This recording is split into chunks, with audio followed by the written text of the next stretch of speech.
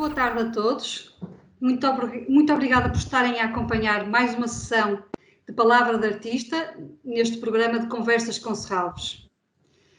Hoje tenho a honra de conversar e de apresentar o artista Sildo Meireles, reconhecido como um dos mais importantes artistas no contexto internacional. Nasceu em 1948, no Rio de Janeiro. Ainda jovem ficou fascinado por Goya, depois de ter recebido um livro sobre a obra deste artista. Iniciou os seus estudos artísticos em 1963, em Brasília, orientado pelo ceramista e pintor peruano Barrenechea. Começa a realizar desenhos inspirados em máscaras e esculturas africanas. É a partir do desenho que vai construindo uma visão muito particular do mundo. Em 1967, volta ao Rio de Janeiro, onde estuda na Escola Nacional de Belas Artes. É nesta época que começa a explorar a questão do espaço na sua obra. É um dos fundadores da Unidade Experimental do Museu de Arte Moderna do Rio de Janeiro, onde lecionou até 1970. A obra do Sildo Meireles desenvolve-se num ambiente de uma ditadura militar, revelando assim um forte caráter político. A referência a Marcel Duchamp é recorrente, mas é um ponto de partida no seu percurso criativo, assim como a referência aos neoconcretistas brasileiros Hélio Oiticica e Lígia Clark. A obra de Sildo Meireles cruza o desenho com a escultura, a instalação. Os seus trabalhos criam um envolvimento espacial que proporciona ao espectador uma experiência sensorial expandida e cognitiva do mundo. A obra de arte para Sildo Meireles, um instrumento de libertação, e o artista reclama o caráter de sedução das artes plásticas. Sildo Meireles é um artista que tem acompanhado a história da nossa instituição, tendo realizado a sua primeira retrospectiva em Portugal em 1996, na Casa de Serralves. Para além disso, várias das suas peças foram apresentadas na exposição inaugural do Museu Circa 1968. E mais recentemente, em 2013, apresentou uma grande exposição na qual concretiza pela primeira vez o projeto Nós Formigas. Olá, Sildo. Marta. Gostaria de iniciar a nossa conversa pelo grupo de obras da coleção de Serralves. Nós temos um PowerPoint preparado e gostaria de começar pelas mutações geográficas. Fronteira Rio-São Paulo, de 1968. É uma obra icónica da história da arte, não só brasileira como universal, uma peça que mantém uma atualidade absoluta ao abordar questões como fronteiras políticas e colonialismo. Como é que chegou esta obra? Responde a um contexto e preocupação particular, Sildo? Bom, foi uma série de trabalhos que eu comecei em 68, 69, que se chamava Arte Física. É um título que muitos amigos assim não gostam muito, mas eram trabalhos que dependiam de uma performance física, um desempenho. Algum desses eu fiz pouquíssimo, eu fiz 3, 4 até agora. E não, quer dizer, não pretendo fazer os outros, porque, como te falei, quer dizer, eu não tenho mais condição física de fazer. E o último foi 2015, 2016. Ainda pretendo fazer uns 2 ou 3, mas, enfim. Mutações Geográficas foi feito em 69, na fronteira do estado do Rio de Janeiro com o estado de São Paulo. Exatamente na fronteira entre o município de Paraty e o município de Cunha, que já é São Paulo. E o trabalho Mutações Geográficas, ele tem... Na verdade, foi uma ação feita no local.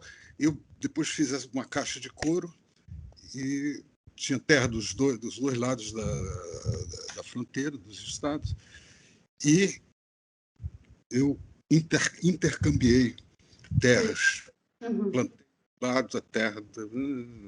E, basicamente, então, esse trabalho é um pouco por aí. E me lembro que, há um tempo atrás, fiz uma viagem com O queridos para voltar ao ponto onde tinha feito quando o Serral estava adquirindo a obra e tal. E... Sim, isso é um ponto importante. Não, eram 3, foi Caixas de Brasília, e nessa região de Paraty, onde eu havia morado um ano, 68, 69, fiz os 2, os 30 quilômetros de fios estendidos e depois recolhidos, e o Mutações Geográficas. E agora, recentemente, fiz um chamado Iaripo, que é arte física, mas fronteiras verticais. E era uma coisa feita com o ponto mais alto do Brasil, Exato. do qual eu retiraria 1 centímetro e colocaria no lugar uma pequena coisa, podia ser uma pedra. A gente escolheu o kimberlito, que é, vamos dizer, o veículo que possibilita os diamantes chegarem à superfície.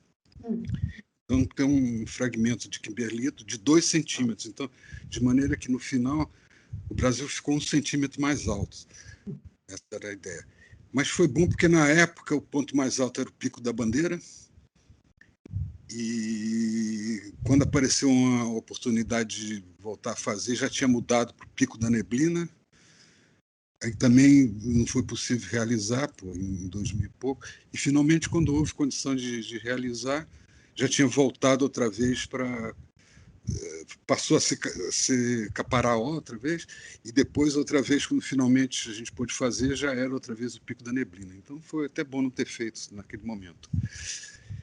Mas, basicamente, isso. É uma série grande que, por exemplo, uma delas era você atravessar o Brasil sobre a linha de Tordesilhas, né? Desde o sul até o norte absoluto, né? Mas existem mais uns 2 ou 3 projetos ainda dessa série de arte física que eu gostaria de fazer. Se houver oportunidade, eu vou fazer. Isso é incrível, porque o Sildo nunca encerra o projeto. As suas notas, não é? Está sempre em aberto, é um percurso. Há sempre algo a acrescentar ou mesmo a concretizar, mas são projetos dos anos 60. Alguns deles são, não todos, porque eu trabalho muito com notas. Às vezes uma anotação, às vezes uma simples expressão do lápis naquele ponto ali já te fará lembrar de alguma coisa referente. E, na medida do possível, eu vou tentando realizar assim, essas anotações. De maneira que tem trabalhos que eu fiz, que executei pela primeira vez. No caso do desvio para o vermelho, a primeira anotação é de 67, eu só realizei em 84. Ocupações, que é um projeto de 69, eu só fiz a primeira vez em 2004, ou seja, 35 anos depois. E agora mesmo eu estou fazendo tentando trabalhar numa peça que é um projeto de 90 e poucos, ou seja, quase 30 anos depois. Mas eu acho normal, porque, como eu costumo falar, se você anota alguma coisa e, por uma razão ou outra, não executa, não materializa, também é uma maneira de dar chance que algum outro artista faça antes. Aí te poupa, né? Você pode exercer a preguiça sem culpa. Exato. Sildo, o Sildo participou na exposição coletiva Information no MoMA, em Nova York, em 1970, onde exibiu inserções em circuitos ideológicos, o projeto Coca-Cola e o projeto cédula. Perfeito. Nós também temos a sorte de ter na nossa coleção, como doação até do artista, uma doação do Sildo. Foi uma obra que ganhou uma enorme relevância no seu percurso e lá está, como há pouco falávamos, é uma obra que continua em aberto e em progresso. O Sildo pode-nos falar um pouco sobre estas inserções em circuitos ideológicos? Então, foi início de 70, abril de 70. Tem uma pequena historinha. Eu estava voltando com amigos da prainha, aqui no Rio de Janeiro, no sábado, uma coisa assim. E no final tinha sempre um lugar que a gente parava, que era muito simples, mas tinha um peixinho bom, enfim. E no final do almoço, um dos amigos presentes falou: Sildo, você sabe se alguma pessoa jogar um caroço de azeitona, de oliva, né, numa garrafa, pela lavagem industrial e pelas leis da física, esse caroço jamais vai conseguir sair de dentro da garrafa, a menos que seja tirado manualmente. Mas no processo de lavagem industrial não sairia. E esse dia, voltando para casa, eu fiz um texto. Esse texto, na verdade, é a origem do trabalho das inserções. O trabalho em si, ele visava a criar oportunidade de voz para um indivíduo diante de uma macroestrutura. Era essa coisa mesmo da voz ao indivíduo, né? E a gente vivia naquele momento um período assim de violência em todos os sentidos, claro, mas muita repressão e censura. E, portanto, essa seria uma oportunidade de alguém individualmente se manifestar sobre qualquer assunto. O trabalho, então, ele é basicamente sobre criação, distribuição e controle de informação. Né? Porque para você neutralizar tal coisa, você teria que substituir a garrafa ou a cédula. Na verdade, o projeto Coca-Cola é uma metáfora do projeto Cédula. O projeto que funciona seria a circulação em cédulas, né? É muito mais abrangente, mais gente podendo se utilizar e tudo. E é um trabalho que ele não é uma série, não é uma tiragem, não é uma edição, tampouco. Quando eu tenho que mandar, porque esse trabalho também é um trabalho que eu nunca vendi. Já dei para amigos, e quando alguma instituição, um museu pede, que se interessa em comprar, eu sempre faço uma doação. E é verdadeiramente um trabalho que eu sempre me recusei enfim, a oferir lucros pecuniários. Exato. Embora, há um tempo atrás, já apareceu uma galeria aqui no Brasil, que eu descobri que o cara estava fazendo uma linha de produção dessas garrafas, né?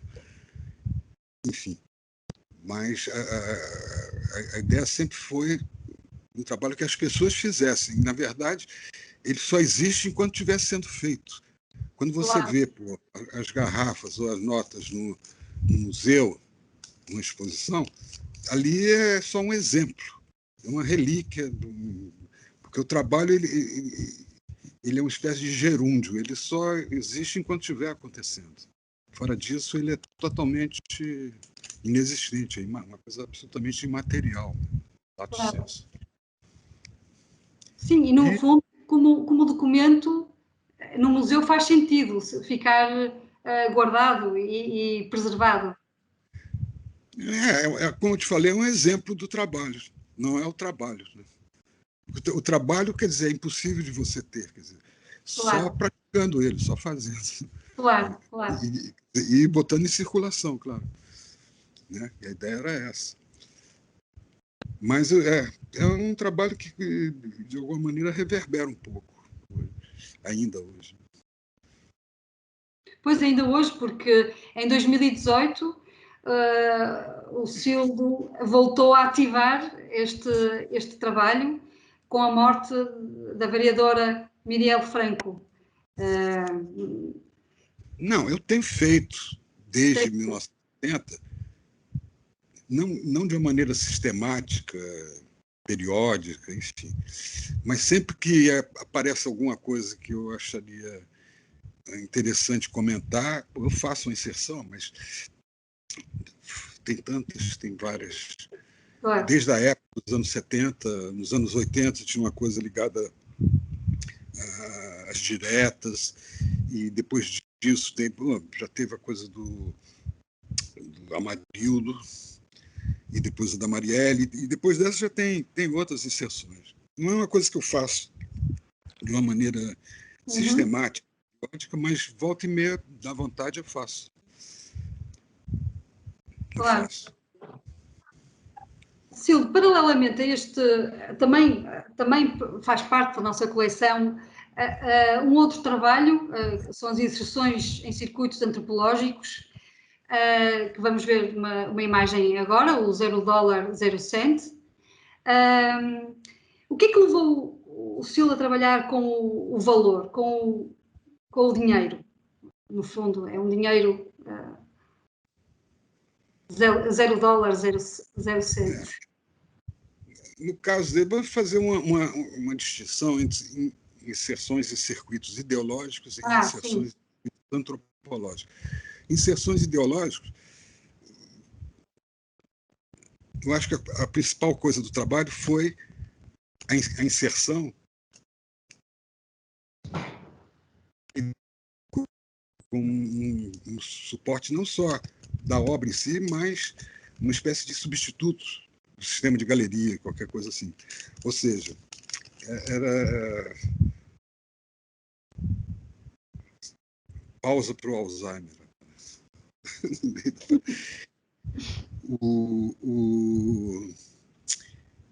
Então, eu acho que, em princípio,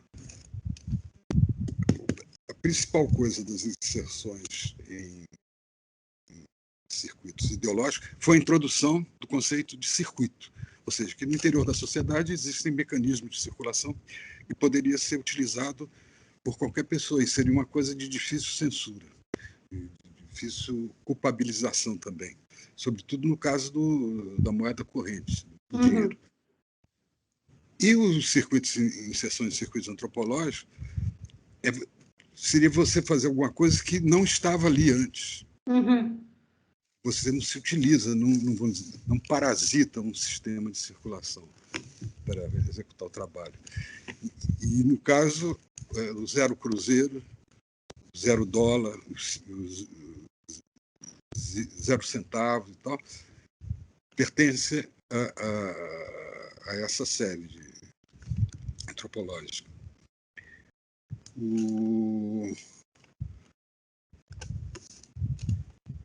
Agora, bom, ainda não tem, mas inserções em circuitos antropológicos, ele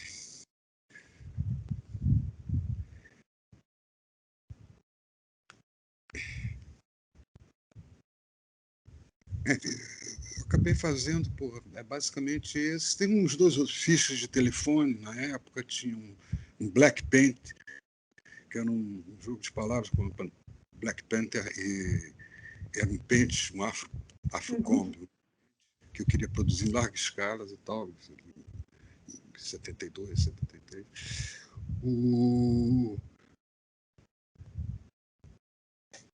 Mas depois, se for o caso, eu vou voltar, porque meu raciocínio foi-se.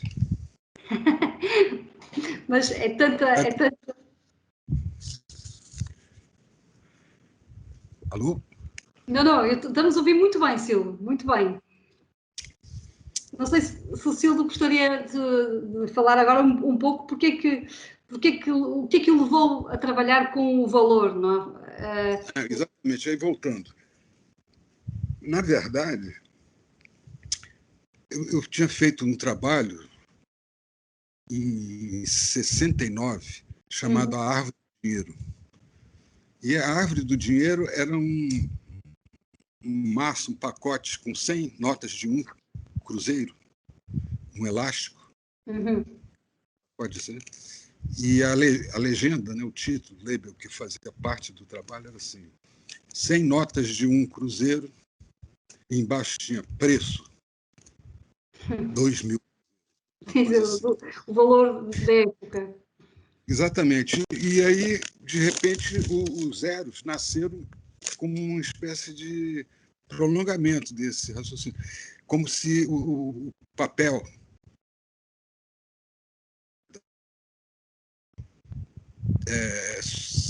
subsumisse toda a questão do valor de troca, valor de uso, valor simbólico e real. Eu achei que era uma maneira de sintetizar isso para as práticas bidimensionais de arte. E aí depois pensei no complemento lógico natural, que seria a coisa escultórica, que seria uma moedinha também, que não valeria nada. Então, de certa maneira, os zeros vêm muito dessa árvore do dinheiro, né? Foi Claro. feito depois. E, bom, tem uns trabalhos que depois eu tenho que mandar para vocês aí, que a gente fez agora, um pouco antes da pandemia, que é o shitcoin. Boa! Com certeza. Eu estou chegando onde eu quero. Muito bom, muito bom. Pois, o Sildo não para, não é? Ainda fez recentemente uma grande exposição retrospectiva aí no Brasil. E esta pandemia... E, na verdade, são mais essas exposições. Mesmo o caso do Serralvo, a primeira vez, foi a primeira exposição minha em museu, né, na Europa. E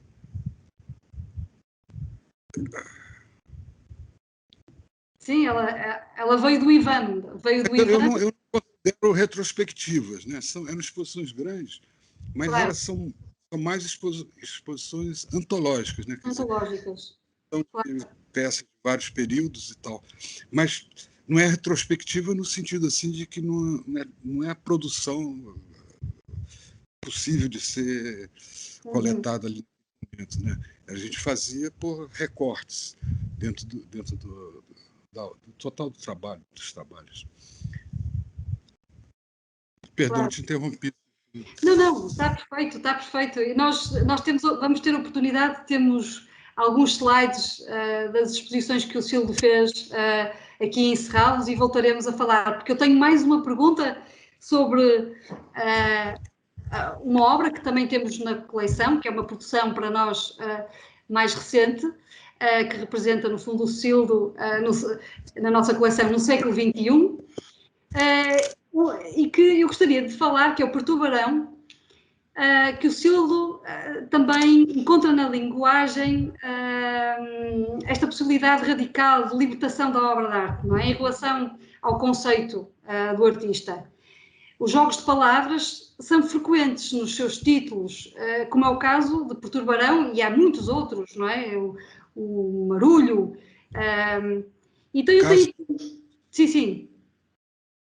Eu tenho aqui uma série de imagens que o Sildo, a Diana vai passar livremente desta obra que o Silvio também doou a Serralves em 2014 e é uma peça de 2014 e que nós temos exposto esta obra muitas vezes nas nossas exposições da coleção e vai ver que tem sido exibida em vários locais no Parque de Serralves.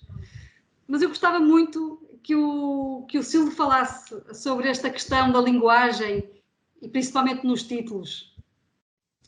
Não, a questão dos títulos, eu tenho muitos amigos que sempre implicaram com o fato de eu gostar de batizar cada trabalho. Podia ser o K20314B, entendeu? Para cada um, sistema classificatório e usar. Mas eu acho mais simples, mais direto, você se referir ao nome de um trabalho. Muitos dos nomes tem um núcleo de trabalho onde o nome é constitutivo do próprio trabalho, é parte fundamental. né? A esse núcleo de trabalhos eu chamei de fonômenos, que eram fonofenômenos. A primeira foi de 70, o projeto, chamado Dados, que é uma pequena caixinha de veludo, fora está escrito dados, dois, dado, dois, título. Quando você abre a caixa, dentro tem um dado e uma plaquinha também igual do exterior, da capa, e onde está escrito só a palavra dado. Então tem um dado e a palavra dado. E alguma coisa nesse processo se perde. E a partir daí começaram a aparecer assim, uns trabalhos que eu acabei chamando de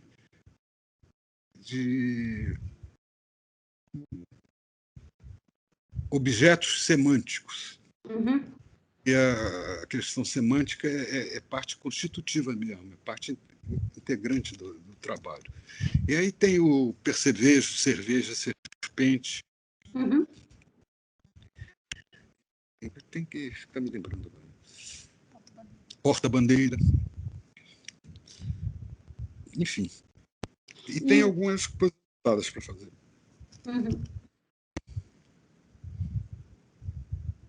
E este, Cildo? E este perturbarão? O tubarão, eu estava terminando a exposição de 1913. Aqui, sim. Não, porque essa exposição de 13 ela foi concebida originalmente para Serralves. Então, a seleção de peça com o João, né? Porque claro, foi uma que a gente fez, assim, grande.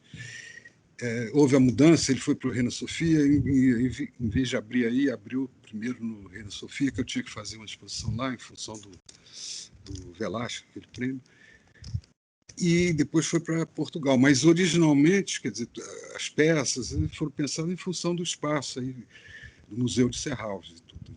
Mas, no final, conversando com alguém, o Paulo Pimenta, a gente conversando, ele topou bancar a produção. E a gente pensou uma coisa que pudesse funcionar aí em Serralves, né, que tem esse jardim maravilhoso. Eu pensei uma coisa para exterior e acabei decidindo por fazer essas barbatanas aí espalhadas. Outro dia, inclusive, eu recebi do Paulo Pimenta um e-mail com a imagem de um cão. Enfim, tinha Foi o Paulo. Tinha um cão com cordão na boca, segurando um balão inflável, né? Não sei como é o nome, inflável, que era um tubarão. Então é engraçado, porque tem aquele tubarão flutuando, tem umas barbatanas aqui, escondido assim. Então eu gostaria até de recuperar essa foto. Mas então foi um trabalho que eu fiz para se integrar à coleção de Serralves, e naquele momento era a coisa mais viável, assim, mais possível, assim, em função de tempo e tudo mais. E eu estou muito feliz que eles estejam nadando por aí. Sim, eles têm nadando por aqui, têm, bastante. Esta foi na última exposição da coleção, em 2019, em frente à casa. Eles vão variando, eles vão para aqui, para ali, museu, casa, enfim, nos vários relevados de Serralves. São tubarões sem teto.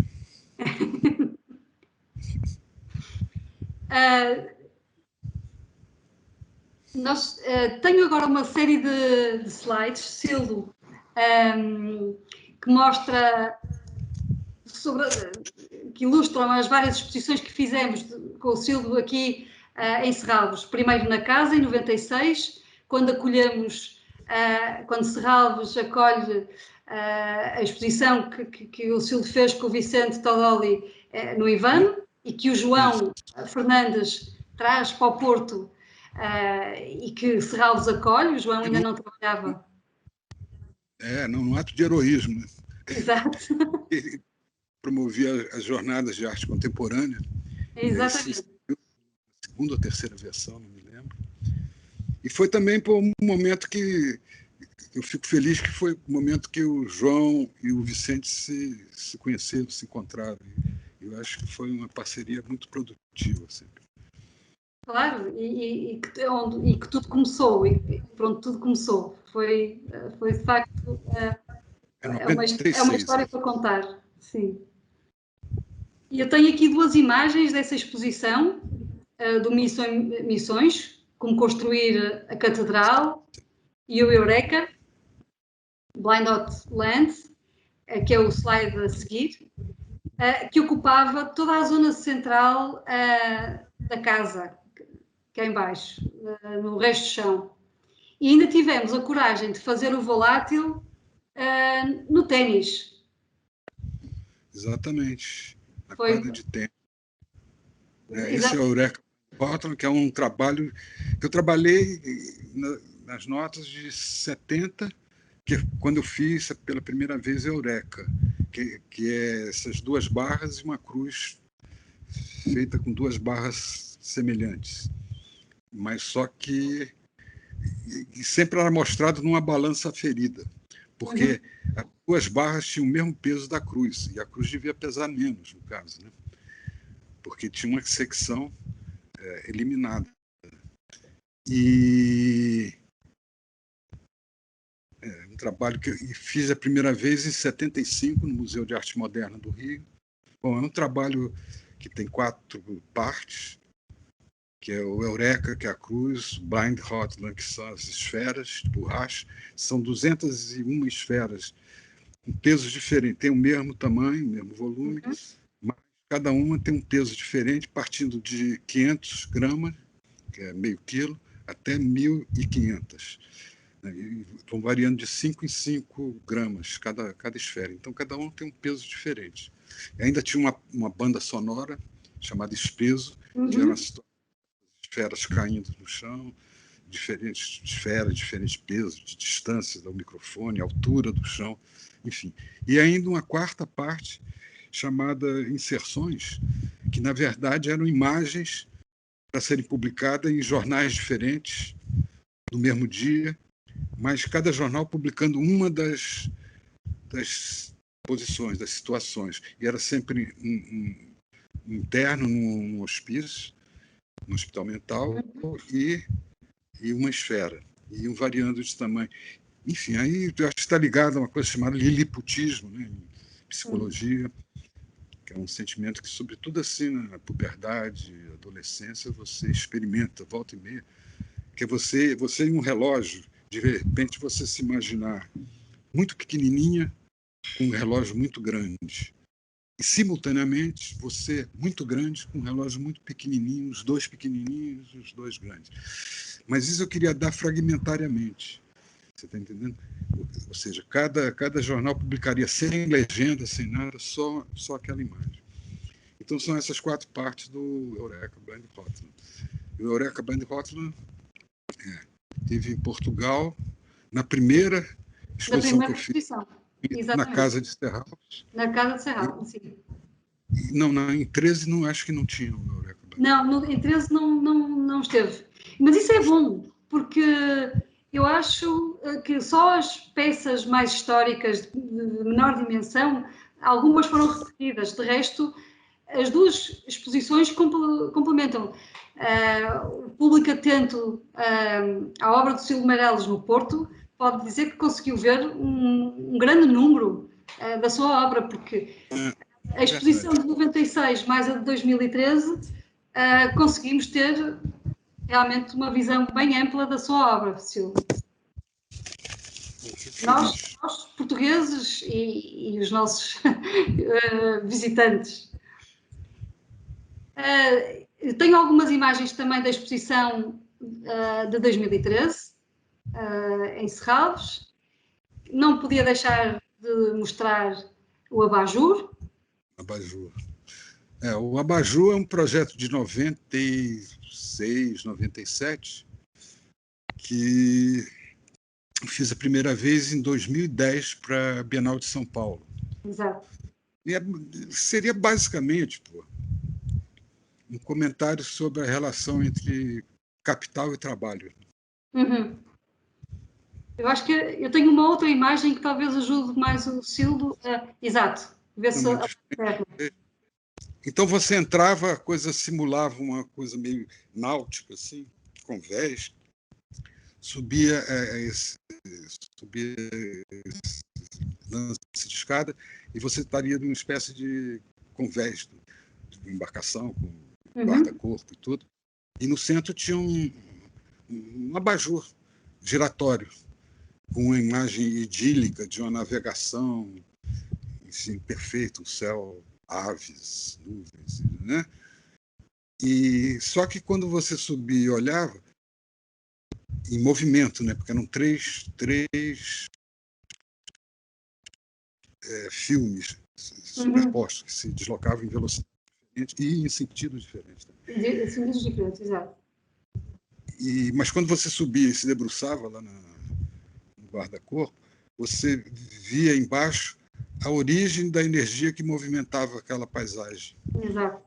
Eram pessoas empurrando aquilo, né? Quatro rapazes que estavam fazendo aquilo girar. Era um dínamo gigante, na verdade. E aí, bom, depois disso eu mostrei esse trabalho aí. Não, em Serralves eu mostrei também. Mostrei. Em 2013, sim. Estava na sala central do museu.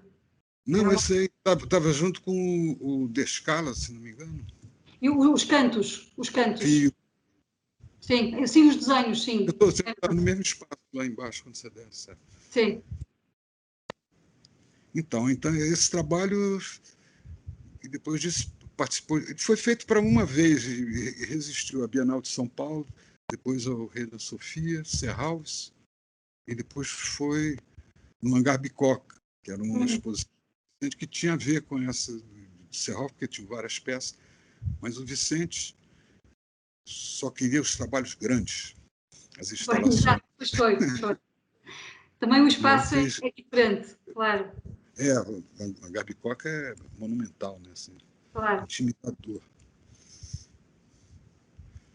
Eu ainda cheguei, ainda coincidi com ela, ainda fui ver essa exposição e recordo-me que ao mesmo tempo vi Sildo Meirelles e Piero Manzoni, mas porque estava... O Manzoni estava no centro de Milão, lá Estava. numa instituição que eu não me lembro o nome. Eu gostei muito de ver os dois. Não, o Manzoni é um dos meus artistas faróis. Claro. Ele é incontornável. Muito mais interessante que o Yves Klein, por exemplo. Mas havia uma sabotagem em relação ao Manzoni, porque quase todo mês ele saía da Itália, pegava um trem, chegava e ia comentar o que tinha feito e tal. Mas havia sempre um pouco assim de nacionalismo e tal. Né? Aquela França, Sim. enfim. Itália. Ele era italiano, coitado, tinha perdido a guerra, né? Os franceses, apesar do colaboracionismo e tudo. Mas, enfim, é um grande artista. Eu vi essa exposição, mas vi uma exposição praticamente na mesma época, aqui em São Paulo, feita pelo Paulo Venâncio Filho, que ficou lindíssima. Na verdade, essa exposição do Manzoni, eu achei assim, um pouco, não sei, eu achei meio descuidada, assim, quem sou eu para ficar falando? Apesar deles não deixarem tirar fotografias e aquilo estar hipercontrolado, mas... Bota mais restrição do que obra, pô, aí não dá, né? Sim. Mas é sempre, pô, maravilhoso. E eu tenho um trabalho que é, inclusive, pô, eu acho que estava em Serralves também. Sim, eu tenho Atlas, né? Atlas. Eu vou revelar, eu tenho no final desta apresentação, tenho o Atlas. Nós vamos chegar lá. Isto são algumas imagens, este é o entrevendo. Prevendo que a gente fez agora nessa exposição do Sesc, 2019. E, na verdade, esse é também um projeto de 70. E a ideia era você decompor uma coisa invisível.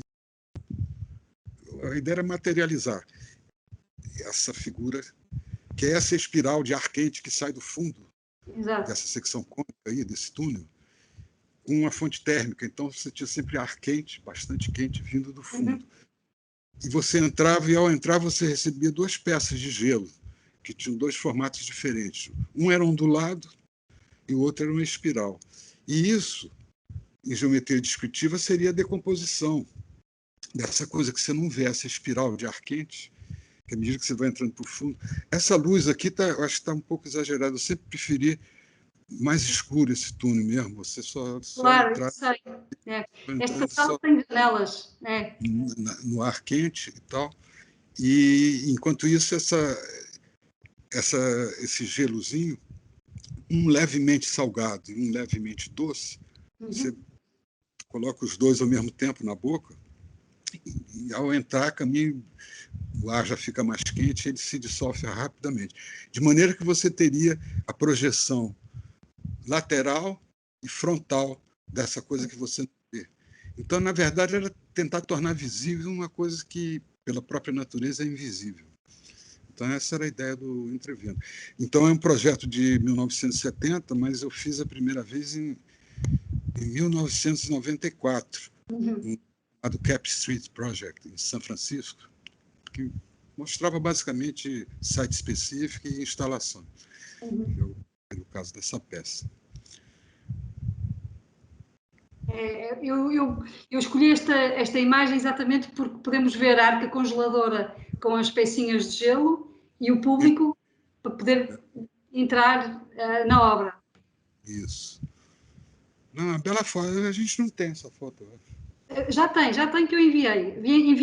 Enviamos ontem. Então, E o marulho? O marulho era a peça que ficava cá embaixo no piso 1. Também uma obra de grandes dimensões, em que o Silvio...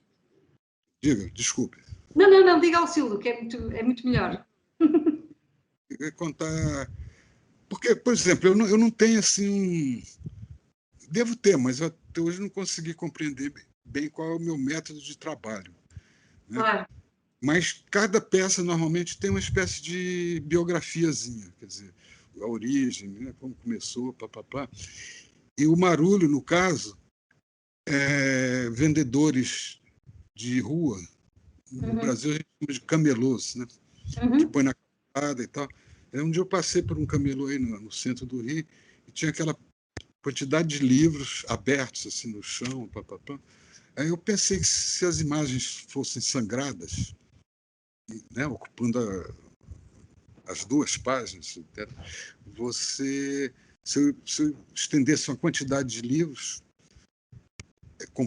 comprasse, né, eu poderia ter um simulacro de água, de mar. E porque o livro aberto ele cria aquela onda assim, né, sabe? Mas a ideia era fazer esse mar com livros. Eram 12 imagens. Na época eu tive que negociar com uma agência americana e comprei as 12 imagens. E a gente fez...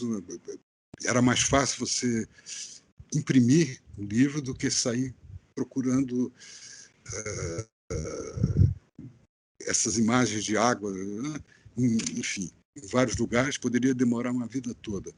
Porque a ideia era você usar essas diferentes imagens, com tonalidades diferentes de azul, mais turquesa, mais ultramarino, blá, blá, blá, usasse como uma palheta de cor, que você ia construindo essa superfície de água.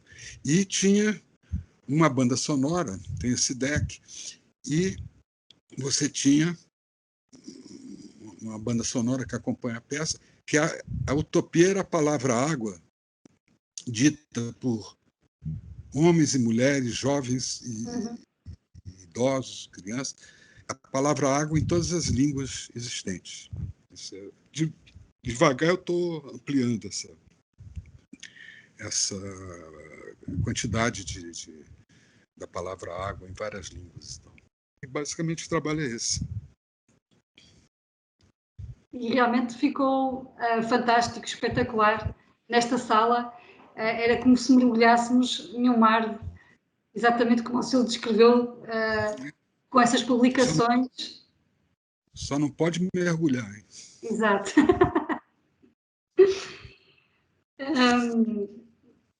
O Silvio sabe que quando o Serralves iniciou este ciclo de conversas com artistas e outras personalidades, durante este novo período de confinamento em Portugal, por causa da pandemia, eu lembrei-me imediatamente do Silvio e da obra Nós Formigas.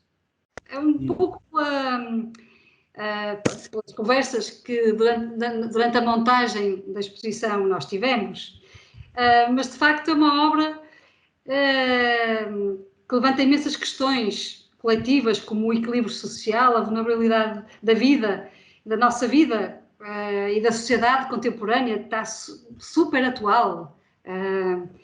E o Silvio concebe a obra de uma maneira muito poética e sensorial, e é de facto, pronto, ao descrevê-la, realmente é necessário experimentá-la.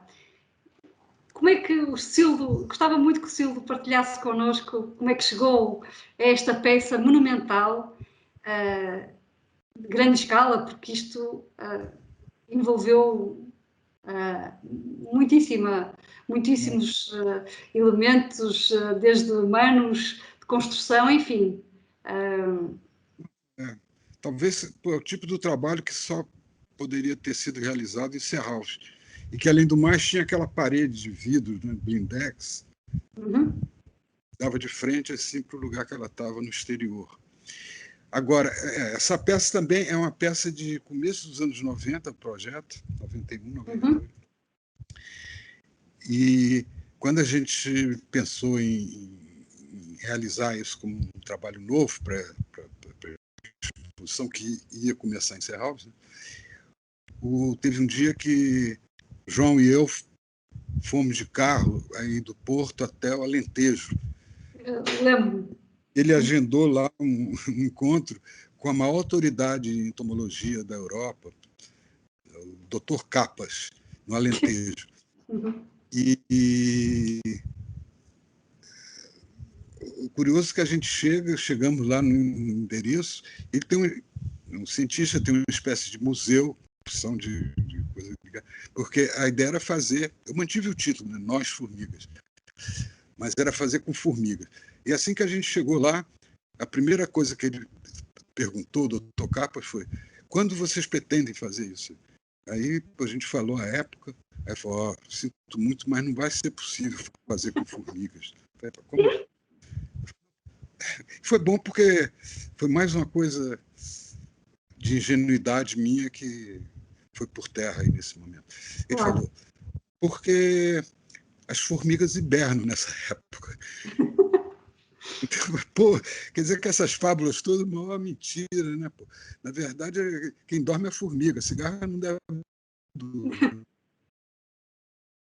lá para dar um espetáculo de verão. Mas, enfim. E aí eu sei que ele sugeriu que a gente usasse, não sei o nome aí, cupins, térmitas, né? Térmitas. De madeira. E a gente partiu para essa opção. Só que vocês começaram a procurar aí, a fazer a produção, acharam uma agência que lidava com isso, com térmitas e tudo, entraram em contato. Aí eu soube que, quando entraram, o cara da empresa achou que era um trote. Trote se diz que era uma gozação, que era um telefonema para... brincadeira.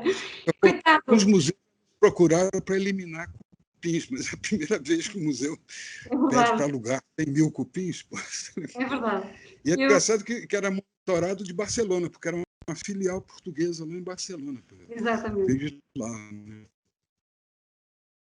Ele era uma personalidade. Mas o trabalho também é muito simples. Você desce. Porque eu gosto muito dessa coisa. Se eu pudesse, faria só Haikais, se eu tivesse talento suficiente. Só coisas muito sintéticas, muito claras, né? Assim, de impressão imediata, assim. Mas nem sempre, porra, é possível. Claro.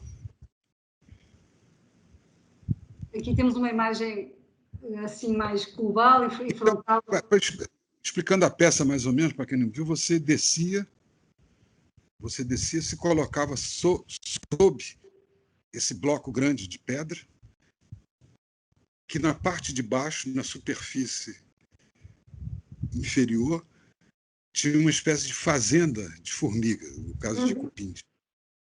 E tinha uma placa acrílico, né, transparente, e você ficava vendo a movimentação, mas ao mesmo tempo você estava embaixo dessa pedra que era sustentada por um guindaste, se chama em Portugal, crane. Sim, uma grua. Sim, um guindaste, uma grua.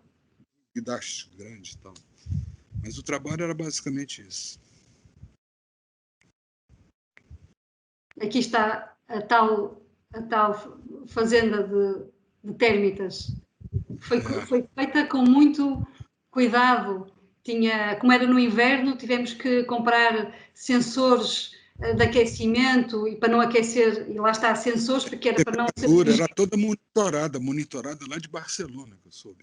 Exato, exatamente. E as térmitas chegaram num carro pequeno. Realmente, o rapaz que trouxe as térmitas, ele devia achar que nós éramos, não sei, achou divertidíssimo estarmos a fazer um bom eufemismo. Bando de maluco, né? Pô? Foi divertido, muito divertido. Eu acho legal quando uma quantidade muito grande de labor, de trabalho, né, é agenciado para produzir uma coisa ínfima, né? Porque Sim. tem uma coisa fractal assim que é interessante. Né? E os desafios que nós tivemos a produzir a obra com o Silvo, porque no final de contas não havia seguro que resistisse para quem visitasse. Pô, se tivesse acontecido alguma coisa, a gente tinha que indenizar o quê? Cupins, né? Isso não seria muito difícil de repor, não. Mas realmente, Sildo, esta peça ilustra bem que o ser humano está sempre, não é? É frágil, não é frágil e na iminência de poder desaparecer, não sei, e nós estamos a viver uma situação dessas também. Não digo desaparecer, mas é um bocado exagerado, mas... Não, mas é essa situação mesmo. Né? A gente está sempre numa situação limite, né? Limite. E ainda ficamos perdendo tempo com uma porção de bobagem, né? Pô, guerras, claro, é isso. controle, domínio, não sei o que lá, pô.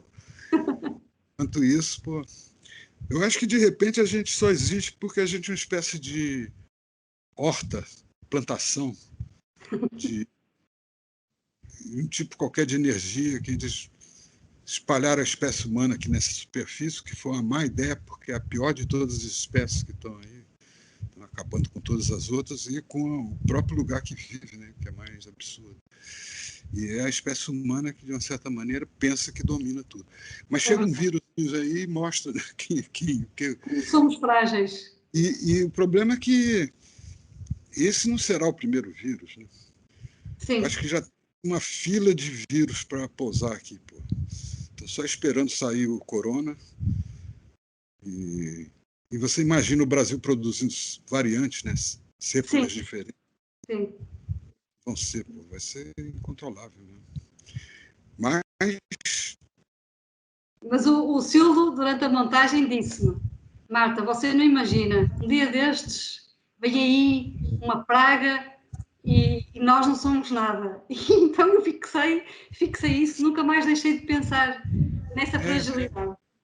Eu vi, enfim, não sei se vale a pena, mas em 67 eu estava voltando ao Rio e eu fui a um cinema que tinha no edifício central E tinham documentários, ótimos documentários, BBC. Então, na época, pô, televisão, cinema nunca ia passar.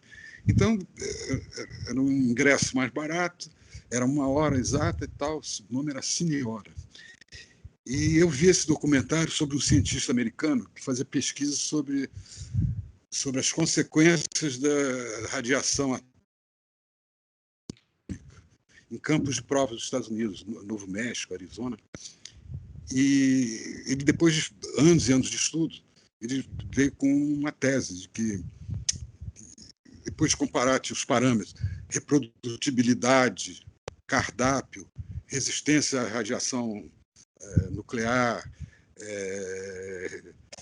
enfim, uma série de 6 ou 7 parâmetros que ele usava, e depois de analisar isso, ele chegou à conclusão que uma espécie ia herdar a Terra, mas não seria a espécie humana.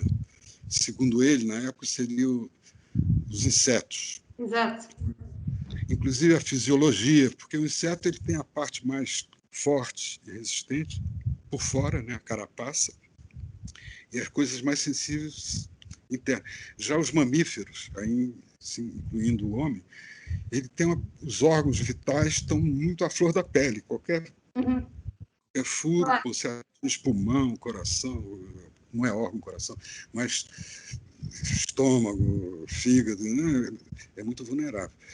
Por exemplo, um rato tem um cardápio maior do que o humano, né? Mas, por exemplo, uma barata, se precisar comer pedra, se lá tiver o que ela precisa, mineral, seja lá o que for, ela come pedra. Já um rato não vai comer pedra. Então, a dedução era essa. Aí eu fiquei com esse documentário na cabeça e logo depois, 2 anos depois, falei, pô, não, isso aí está quase certo. Mas não são os insetos que vão herdar o planeta, né? O que vão herdar o planeta são esses micro-organismos, né? Vírus, bactérias, não sei o que lá. E eles têm muito mais chance. Por isso que eu tenho assim, né, uma pena muito grande quando eu vejo um elefante, né? Uma baleia, coitado. Eles devem pensar toda hora, pô, o que eu estou fazendo aqui? Né? Tonelada de comida todo dia, de água, precisa de muito espaço. Pô. Isso aí se adapta bem em qualquer lugar. E a partir daí conquista. Mas basicamente é isso.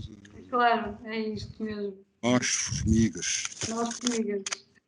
La Fontaine, então, La Fontaine que tinha essa fábula da cigarra, da formiga? Tinha. É uma... Queimar o filme da cigarra para elogiar a formiga. Mas é a mentalidade, o elogio ao trabalho, né? Claro que sim.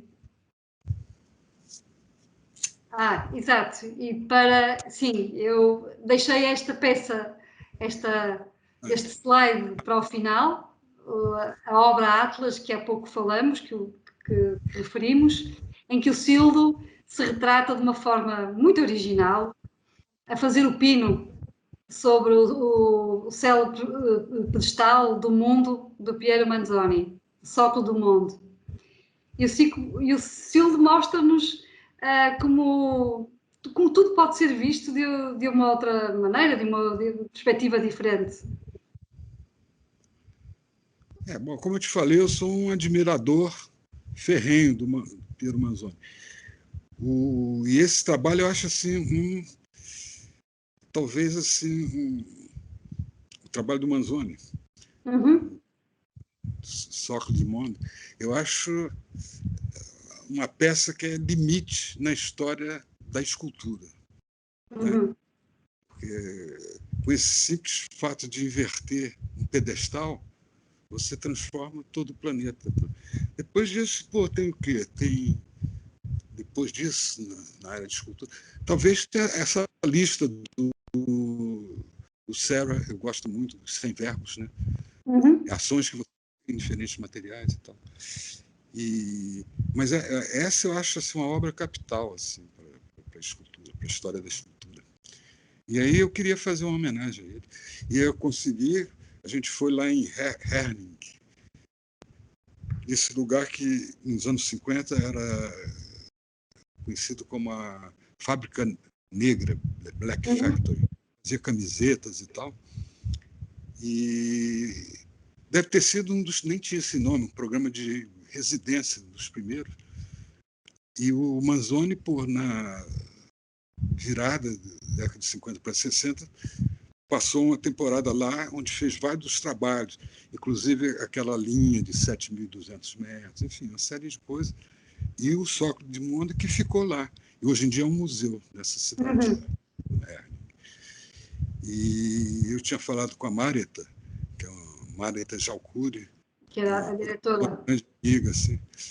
E ela topou tentar. Mas quando a gente ia fazer, a peça estava na Alemanha, uma exposição. E aí eu não queria fazer essa foto, enfim, mesmo que fosse lá de fora do museu, meio assim, urbano demais e tal. Mas aí foi possível depois fazer. Ela organizou de maneira que anos depois a gente fez lá em Herning, finalmente. A fotografia é realmente um autorretrato fantástico. Silvio, eu tenho pena agora de não saber falar de futebol. Eu sei que é um assunto muito querido do Silvio. Qual assunto? Ah, não, claro. Não, eu gosto muito. Gostava de jogar, né? Mas o único esporte que eu pratico há vários anos é futebol pela TV. Exato. Eu realmente sou... não percebo nada de futebol, mas sei que poderíamos continuar aqui muito mais tempo nesta conversa, se estivéssemos a ver um bom jogo de futebol. Pois é. Não, mas é isso. O tempo... Né? Porque futebol ele sintetiza muito. Uma das coisas assim que facilita um diálogo entre o João Fernandes e eu, o Vicente, que também... Claro. É que a gente pode falar de futebol e a gente pode falar de qualquer assunto através do universo futebolístico. Assim. Exato. Não é, que futebol não é um esporte, né? Futebol é um jogo. Então Claro. tem um lado assim, psicológico assim, que é fundamental também. Mas, enfim.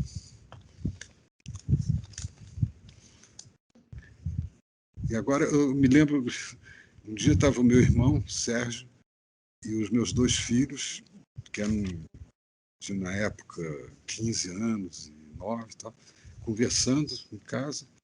E a uma certa altura, meu irmão, era muito brincalhão, mas ele falava tudo a sério. Não, outro dia eu estava participando de um torneio sub-40, aí eles começaram, sub-40 anos, agora é sub-17, sub-20, sub-40, aí eles começaram a rir. Aí, a partir daí, eu comecei a usar essa escala de comparação. Então, agora eu posso jogar sub-75. Exato.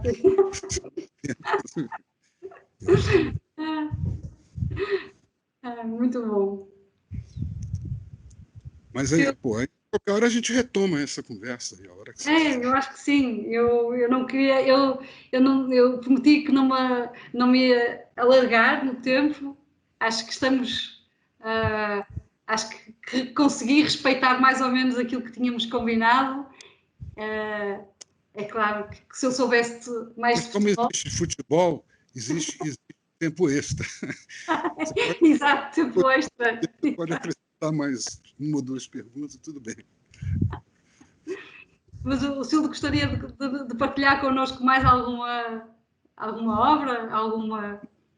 Não, quando você começa a falar, o ideal era falar de tudo junto dá sentido, né? O Claro, lógico. Mas vamos aguardar para a próxima. Tá bom. Silvio, muito obrigada. Ô, Marta, obrigado a você. Saudades. Saudades. Gostei muito. Serralvo, todo o pessoal de Serralvo é fantástico. Sempre adorei trabalhar desde a primeira vez. Né? Gente finíssima. E manda um beijo aí para... Hoje em dia, todos os filhos.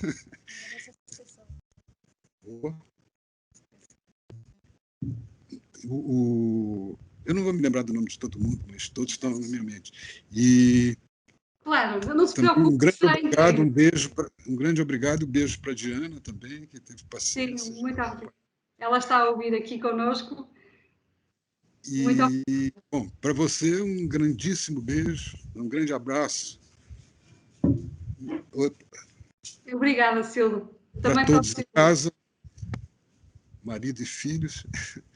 E espero que a gente se volte a falar por breve. Sim, eu Eu falo falo em muito por breve. telefone, entendeu? Porque eu sou um analfabeto digital. Mas eu telefono. Não consigo nem localizar ícones, né? Nessa idade eu não vou memorizar todos, então não adianta. Claro. Mas fica do meu lado. Tá bom. Mas um grande beijo, muito obrigado. Um beijo, E um Silvio. grande abraço a todos que acompanharam. Sim, eu também agradeço a todos os que nos acompanharam nesta conversa e aproveito este final para anunciar a conversa da manhã de Lobos e Homens, uma conversa com ciência, com o orador Francisco Petrusco Fonseca e a moderadora Arminda Deusdado. Amanhã teremos mais uma sessão deste programa Conversas com Serralves. No mesmo horário, né? No mesmo horário. Obrigada, Silvio. Perfeito. Obrigada, no mesmo horário, exatamente.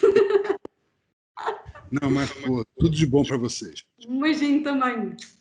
Até breve. Beijo.